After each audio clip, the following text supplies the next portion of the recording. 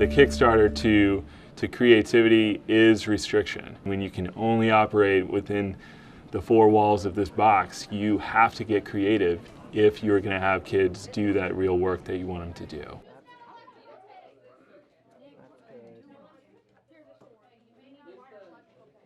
As teachers in a public school, we have a curriculum that kids need to know. Looking at, say, for example, force and motion in Newton's 3 laws, kids need to understand that by the time they leave 8th grade. So what can kids make in order to gain an understanding of what they need to know?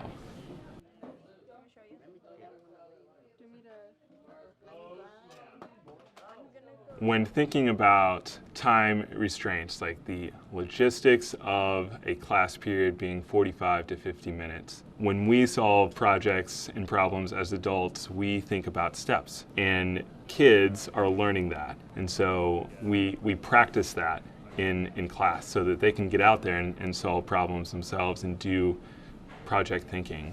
And so breaking those projects down into manageable steps is really helpful for students in a short class period.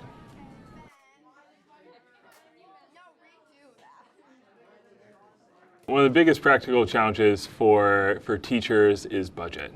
And tips and ideas for getting around that is thinking about, what can kids make or create, or what problem can they solve with recyclable materials. So for example, one of our projects, kids are taking apart a toy and rewiring it in some way to learn about circuits. And we save everything from that project, the motors, the lights, the switches, the wires, so that it can be used for future projects. It's the things that people don't want anymore that are really the consumable things that kids make and create with. When we think like a maker instead of a consumer, it really helps out budget-wise.